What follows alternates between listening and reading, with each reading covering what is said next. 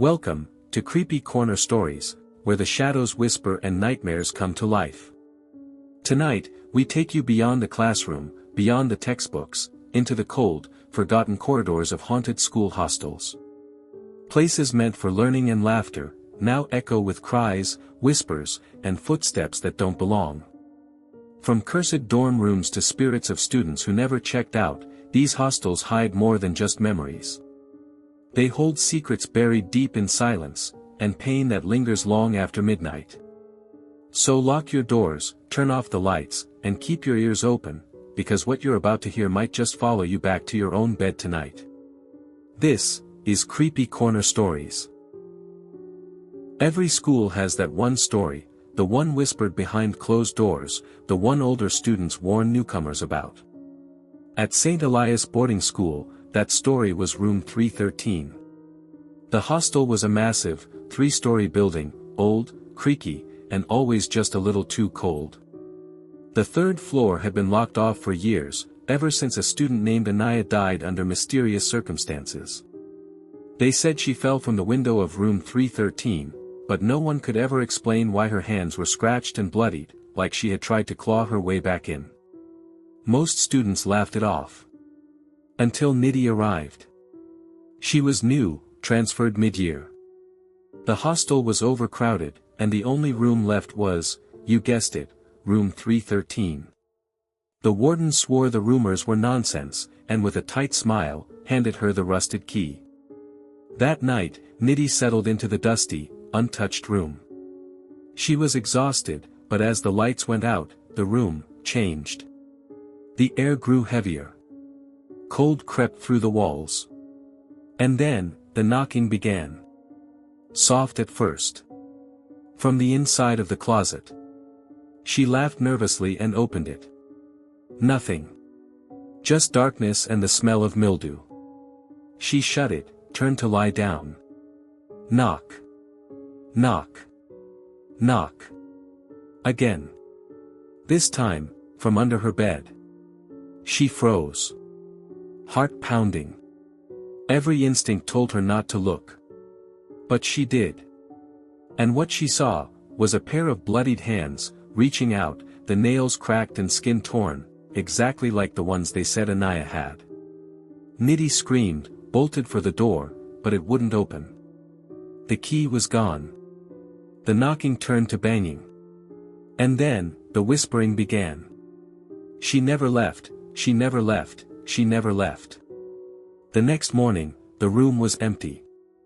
No sign of Nidhi. Just deep claw marks on the floor, and a message scratched into the wall. One more for 313. There's a rule in the hostel of St. Mary's Convent School. No one leaves their room after the 10 p.m. bell. Not for the bathroom. Not for water. Not even if you hear someone calling your name. The seniors say it started years ago, when a girl named Ria played a dare game during a power cut. She went down to the old, disused auditorium, but she never came back. Now, every night at 10 p.m., the bell rings once. But sometimes, it rings twice. That means she's looking for someone to join her. Anvi, a first-year student, thought it was all nonsense. Until one night, the bell rang at 10, and then again at 10:03. Dong. Dong. She sat up in bed, confused.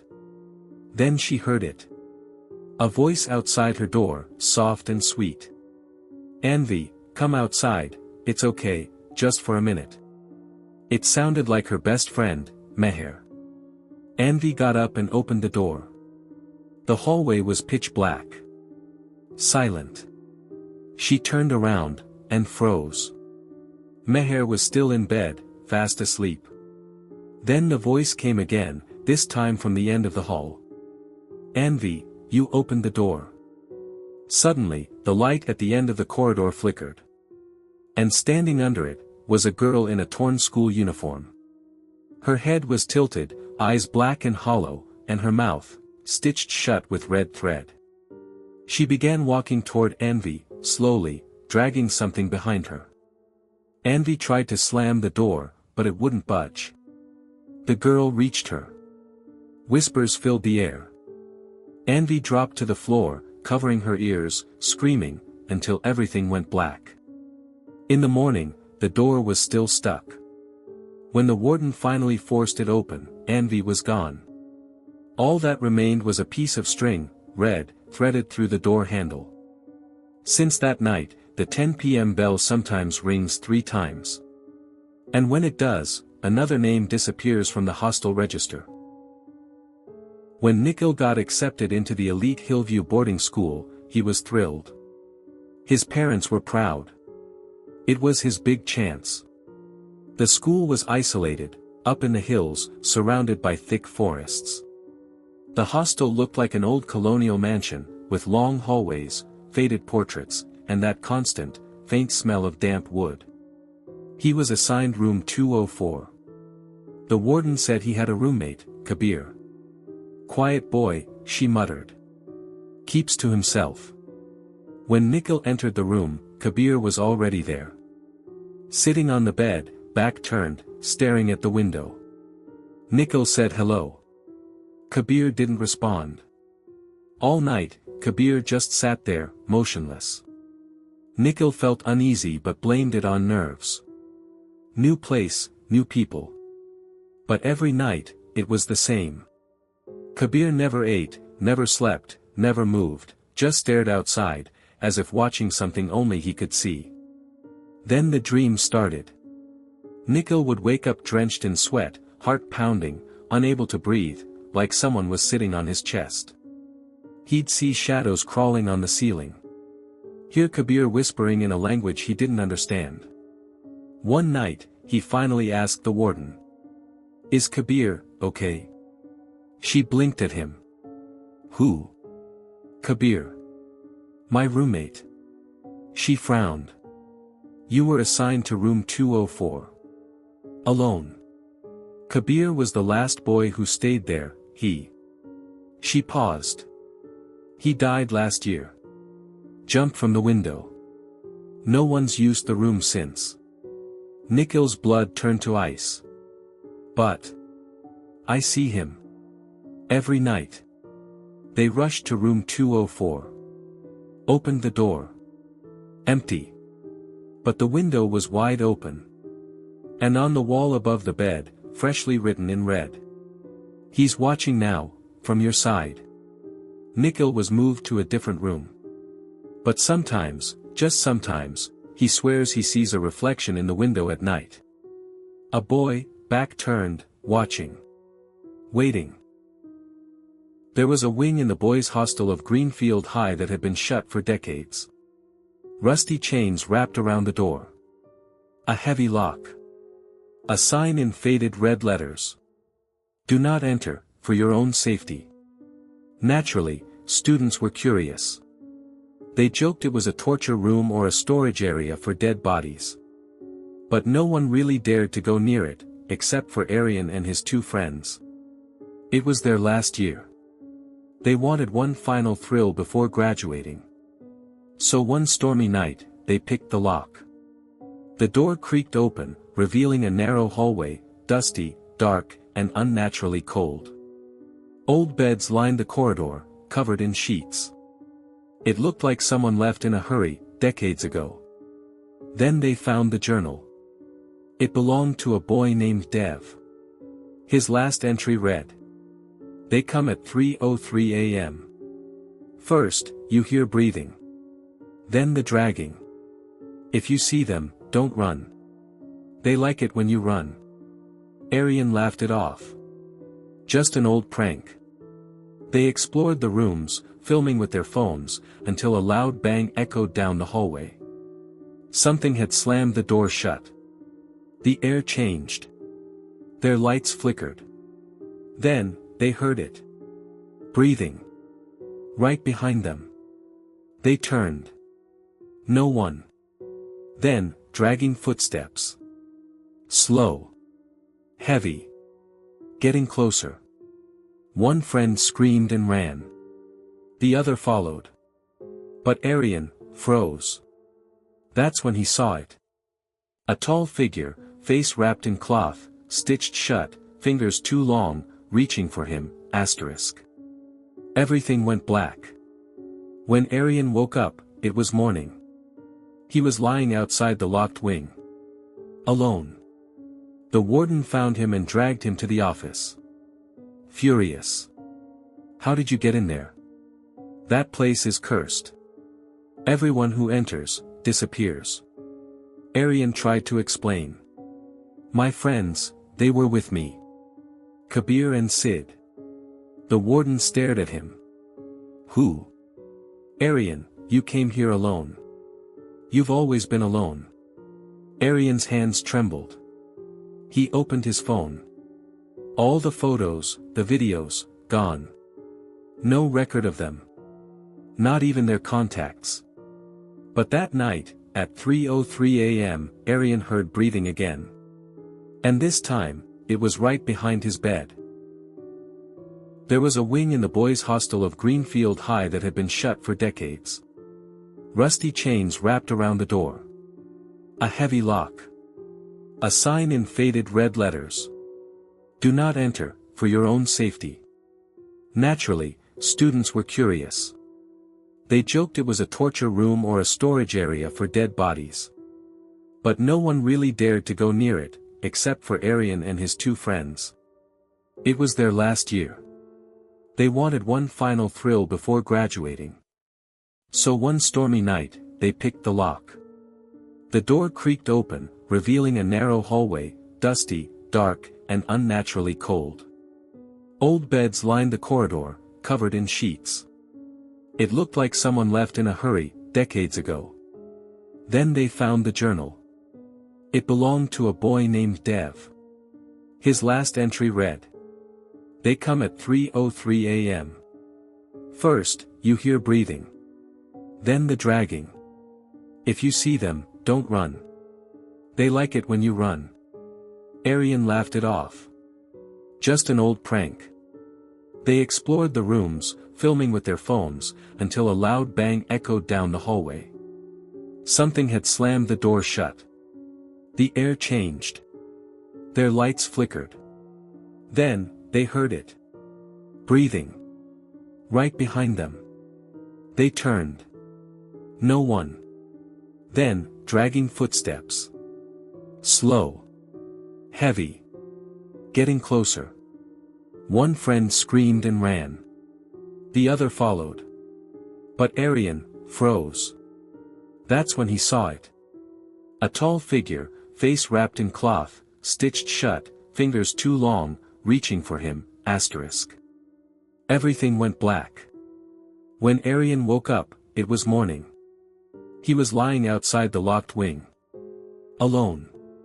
The warden found him and dragged him to the office. Furious. How did you get in there? That place is cursed. Everyone who enters, disappears. Arian tried to explain. My friends, they were with me. Kabir and Sid. The warden stared at him. Who? Arian, you came here alone. You've always been alone. Arian's hands trembled. He opened his phone. All the photos, the videos, gone. No record of them. Not even their contacts. But that night, at 3:03 a.m., Arian heard breathing again.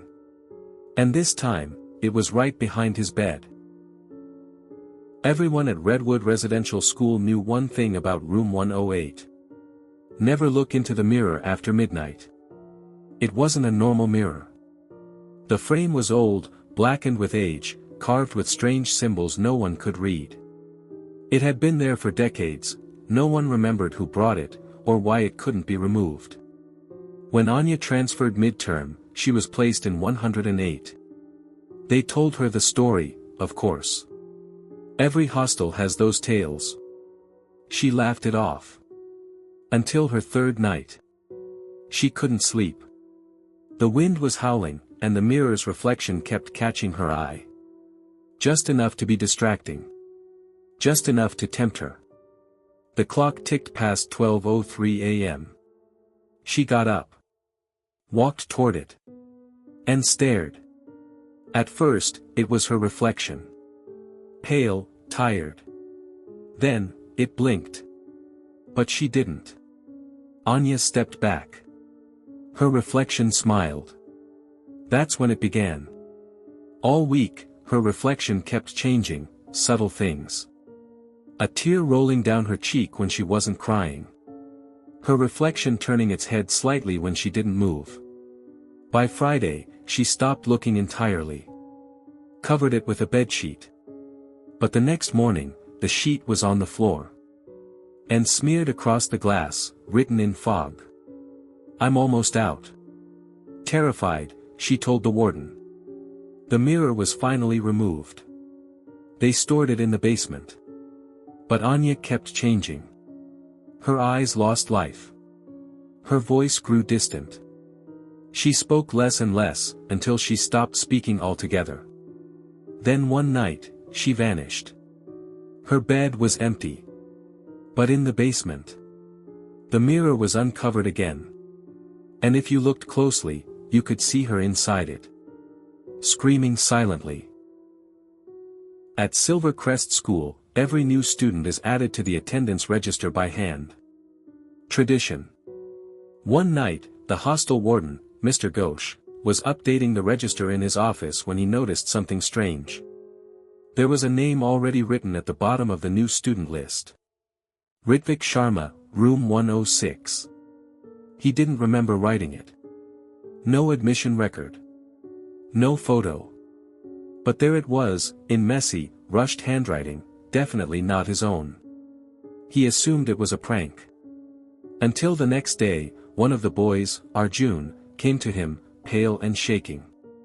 Sir, my roommate, he came back last night. Which roommate? Ritvik. He said he's been gone a while. But I saw him. He was sleeping in the top bunk. The warden didn't believe him. But then another boy mentioned Ritvik.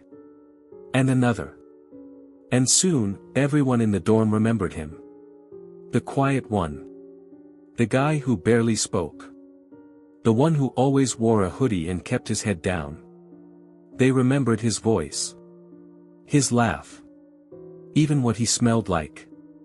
But when they checked room 106, no belongings. No uniform. No toothbrush. Nothing. Just an empty bed. The strangest thing. When they flipped through old yearbooks, Ritvik was in them. Group photos. Class pictures. But always blurry. Always slightly, out of focus. Like the camera didn't know what to capture. Then one night, Arjun screamed in his sleep. Said Ritvik had climbed into his bed, whispered in his ear. I'm not supposed to be here. But they wrote me down, so now I can stay. The warden tore out the page from the register. Burned it. The next morning, no one remembered Ritvik. Not a single student. Not Arjun. Not the teachers. But in the ashes of the register, one name wouldn't burn. Ritvik Sharma. Still there. Still waiting. If that story gave you chills, imagine what's coming next. Don't forget to like, share, and subscribe to Creepy Corner Stories, where the shadows never sleep. Hit the bell icon, or the next story might come looking for you.